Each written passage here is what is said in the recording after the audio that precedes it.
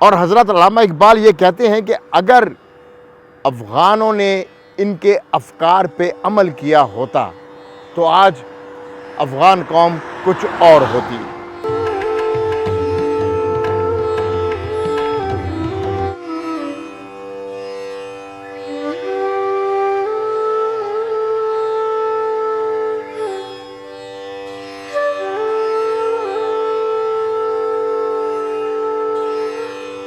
السلام علیکم، جواد رضا خان انسنی باتیں۔ اسلام آباد سے 22 کلومیٹر دور اس وقت پشاور اسلام آباد موٹر وے پہ کھڑا ہوں، اور یہاں سے ہم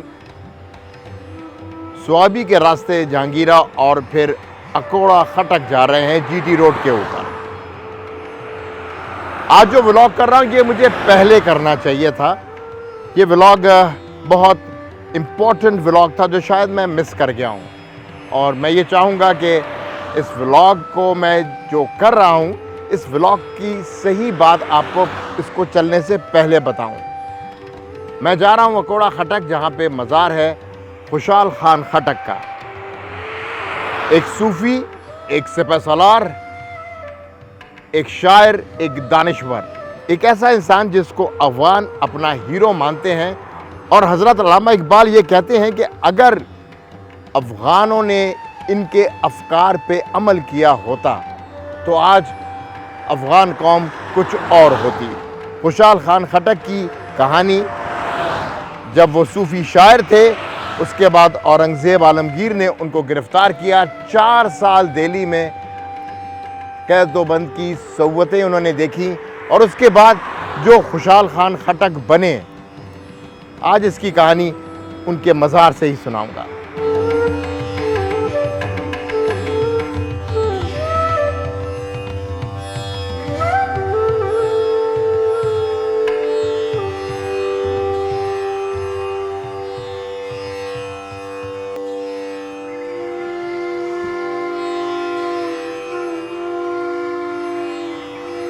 ابھی ہم جہانگیرہ سے سوابی کی طرف جا رہے ہیں۔ ہاں جی، تو میں اس وقت ایگزٹ پہ کھڑا ہوں جہانگیرہ کی، اور یہاں سے تقریباً آدھا گھنٹے کے فاصلے پر اکوڑا خٹک ہے۔ اکوڑا خٹک جن صاحب کے نام پہ اس کا نام رکھا گیا ہے وہ خوشحال خان خٹک کے پردادا تھے، اکوڑا خان۔ ان کے بیٹے یحییٰ خان، ان کے بیٹے شہباز خان، اور ان کے بیٹے خوشحال خان خٹک۔ بڑی انٹرسٹنگ کہانی ہے، آپ لوگ انجوائے کریں گے۔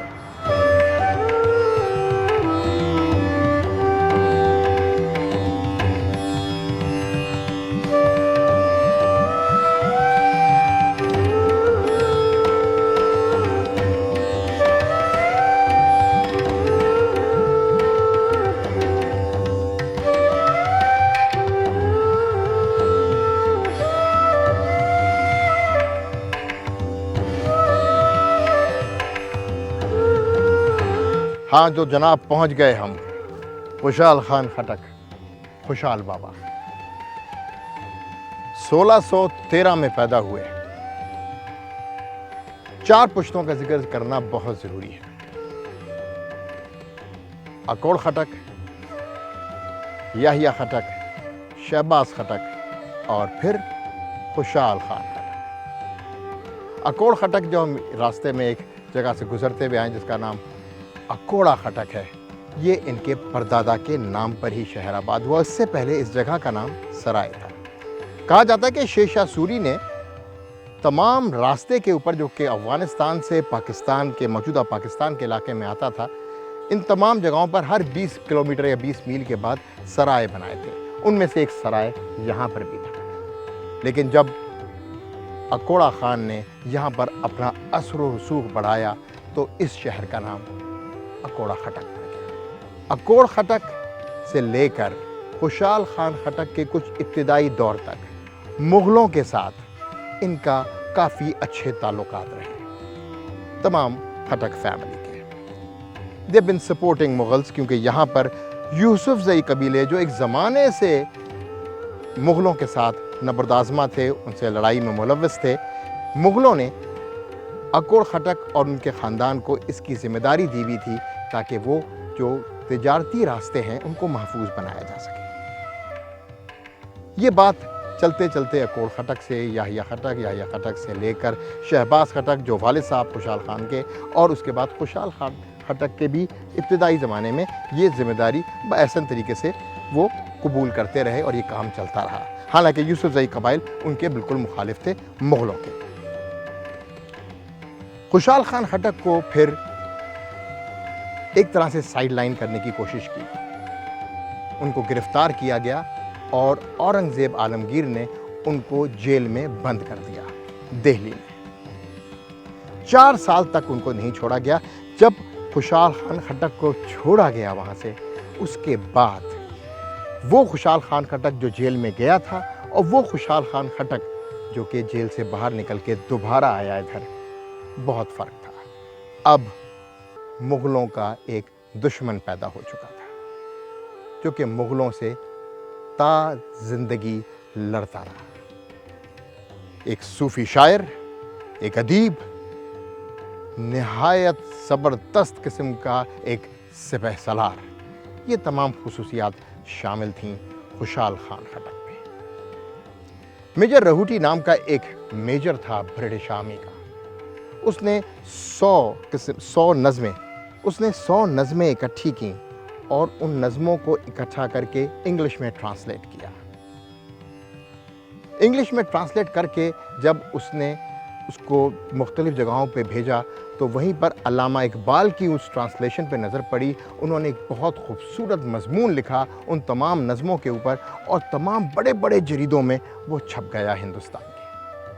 علامہ اقبال خود کہتے ہیں کہ مجھے تو اندازہ بھی نہیں تھا کہ اتنا بڑا صوفی شاعر، اتنا بڑا سپہ سالار، اتنا بڑا فلسفی پشتونوں میں موجود ہے، جس کا نام ہے خوشحال خان خٹک۔ علامہ اقبال کو بادشاہ نادر کے زمانے میں علامہ اقبال کو ان کی ٹیم کے ساتھ بلایا جاتا ہے کہ وہ افغانستان میں کچھ نصاب کو پراپر طریقے سے بنائیں، کچھ سلیبس بنا کے دیں، سو دیٹ افغان نوجوانوں کی تربیت کی جا سکے۔ اس ٹیم میں سید سلیمان ندوی اور علی گڑھ کے سر سید احمد خان کے پوتے بھی شامل تھے۔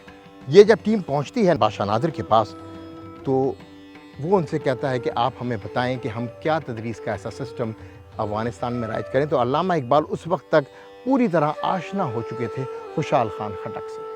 انہوں نے یہ جواب دیا کہ آپ کے پاس تو اتنا بڑا نصاب موجود ہے خوشحال خان خٹک کی صورت میں، اور اس بندے کے ہوتے ہوئے، اس کے افکار کے ہوتے ہوئے اور کسی چیز کی ضرورت نہیں ہے۔ آپ پورا سلیبس خوشحال خان خٹک کی زندگی اور ان کے افکار، ان کی شاعری، ان کی تصانیف کے اوپر مرتب کر سکتے ہیں۔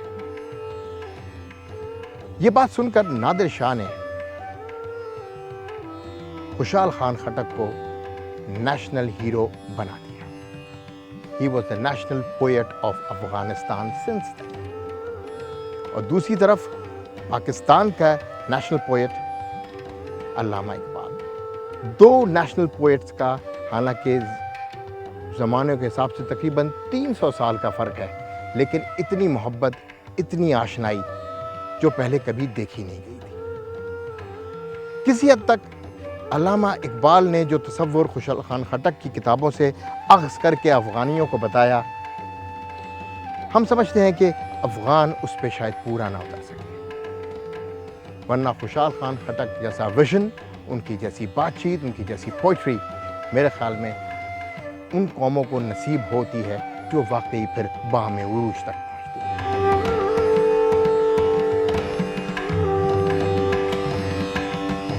جہانگیرہ سے نوشیرہ جاتے ہوئے 6 کلومیٹر کے فاصلے کے اوپر خوشحال خان خٹک کا مزار یہاں موجود ہوں۔ آئیں دعا کرتے ہیں اور اس کے بعد ایک بہت خوبصورت کہانی سناتے ہیں خوشحال خان خٹک کی۔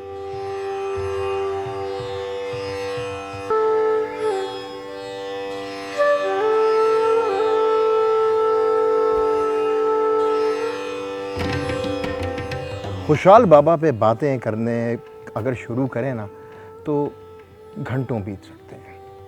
ایک بڑی زبردست بات جب مجھے پتہ لگی تو سوچا آپ سے شیئر کروں، وہ یہ تھی کہ ہم آج تک یہ سمجھتے رہے ہیں کہ سب کانٹیننٹ میں حضرت علامہ اقبال کا جو شاہین کا کانسیپٹ ہے وہ بڑا اوریجنل ان کا کانسیپٹ ہے، اور شاہین کے کانسیپٹ سے سیدھا ہمارا اگر دھیان جاتا ہے وہ حضرت علامہ اقبال پہ ہی جاتا ہے۔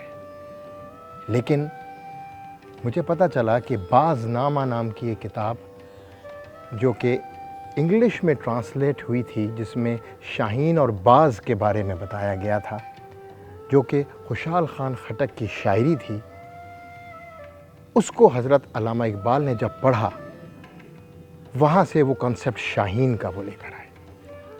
جب اس کانسیپٹ کو شاہین کا لے کر آئے تو انہوں نے خود بھی اس بات کو قبولا کہ خوشحال خان خٹک جیسا بڑا فلسفی اور شاعر شاید انہوں نے پہلے نہیں دیکھا تھا۔ یعنی باز کا یعنی شاہین کا جو کانسیپٹ ہے، وہ کانسیپٹ بیسیکلی خوشحال خان خٹک کا کانسیپٹ تھا، جو کہ بعد میں حضرت علامہ اقبال نے اردو فارسی میں بہت خوبصورتی سے استعمال کیا۔ پروردک د مغلو په نمک یم، پروردک د مغلو په نمک یم، د اورنګ د لاسه هم له غرې وډک یم، په خپل نام و ننګ چې راشم لیونی شم، په خپل نام و ننګ چې راشم لیونی شم، خبردار کله په سود او زیان د لک یم، په بل غشي ټوپک هیڅ ویشتلی نه یم، په بل غشي ټوپک هیڅ ویشتلی نه یم، که ویشتلی یم خو بیا په خپل ټوپک یم، د افغان په ننګ مې وتړلې توره، ننګیالې د زمانې خوشحال خټک یم۔ یہ نظم جو آپ نے سنی، یہ خوشحال بابا نے مغلوں سے آزاد ہو کے لکھی تھی۔ اورنگزیب عالمگیر نے جب ان کو گرفتار کیا تھا، اس کے بعد 4 سال قید میں رہنے کے بعد جب وہ نکلے تو یہ نظم لکھی، اور اس میں انہوں نے بڑی بے باکی سے اپنی جو کمزوریاں رہیں اس کو بھی بڑے زبردست طریقے سے اپنایا تھا اور اس کا ذکر کیا۔ انہوں نے کہا کہ مغلوں کا میں نمک خوار ضرور رہا ہوں، ان کے دسترخوانوں پہ میں نے کھانا کھایا ہے، لیکن جب اورنگزیب عالمگیر کے خلاف میں نے علم بغاوت کا اٹھایا تو اس کے بعد میں پیچھے نہیں ہٹا۔ پھر خوشحال بابا نے یہ بھی کہا کہ جب میں اپنی غیرت پر آتا ہوں نا تو پھر میں کوئی نفع نقصان نہیں دیکھتا، اور اپنی غیرت پر، اپنی حمیت پر پھر میں ڈٹ جاتا ہوں۔ اور تیسرا شعر کچھ یہ ہے کہ جو تیر مجھے ہے وہ غیروں کا نہیں لگا بلکہ اپنوں کا تیر لگا۔ ایکچولی ان کے خلاف جو سازش ہوئی تھی اس میں مغلوں کے ساتھ مل کے ان کے اپنے بیٹے کو استعمال کیا گیا تھا۔ آخری جو شعر ہے اس کا، اس میں انہوں نے یہ کہا ہے خوشحال بابا نے کہ جو افغان ہیں ان کی غیرت کے لیے میں نے تلوار اٹھائی ہے، اور خوشحال خان خٹک ایک نڈر، بے باک اور بہادر انسان ہے۔ جب کتابوں کی نام لیں اور باز نامہ کا نام لیں تو ایک دستار نامہ نام کی بھی ایک کتاب ہے، جو اس میں خوشحال خان خٹک نے بہت خوبصورتی سے سردار کے بارے میں، اس کے کریکٹرسٹکس کے بارے میں بتایا۔ اب یہاں سے مجھے ایک عجیب سی بات میرے ذہن میں آتی ہے، اور وہ ہے ویسٹرن فلاسفرز کی۔ بڑا مشہور فلسفی ہے میکیویلی، اور اس کی کتاب ہے میکیویلیز پرنس۔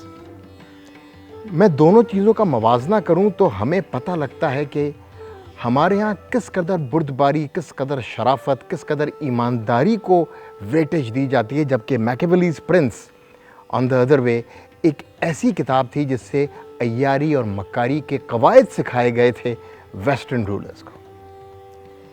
کہاں دستار نامہ، جہاں پہ پولیٹیکل ڈائنسٹی کو بھی بہت زبردست طریقے سے خوشحال خان نے اس کی مخالفت کی، اور سردار کو کیسا ہونا چاہیے، عام فہم ہونا چاہیے، عام لوگوں میں گھل مل کے رہنا چاہیے، عام لوگوں کی مدد کرنی چاہیے، کس طرح بتایا خوشحال خان نے۔ اور اس کی مثال میرے خیال میں ہمیں ویسٹ میں کہیں بھی نہیں ملتی۔ ایک مثال ملتی تھی جو آپ کو بتا دی، Machiavelli's prince. That was a concept of an evil ruler. ہے یو کین سی، دو چیزوں کو اگر ہم امتزاج کرتے ہیں، ہم دیکھتے ہیں، مقابلہ کرتے ہیں تو پتہ لگتا ہے انٹلیکچولی اور اخلاقی طور سے ہمیشہ ہم بلند رہے۔ خوشحال خان خٹک کی زندگی، زیادہ تر زندگی مغلوں سے لڑتے ہوئے گزری۔ انہوں نے جس جگہ سکونت اختیار کی، وہاں کے لیے ان کو بتایا گیا کہ انہوں نے وصیت کی، اور انہوں نے بتایا کہ مجھے وہاں دفنانا جہاں کبھی بھی مغلوں کے گھوڑوں کی مٹی بھی نہ اڑی ہو۔ That was the concept of خودی، جو بعد میں اقبال نے بھی بہت جگہ استعمال کیا۔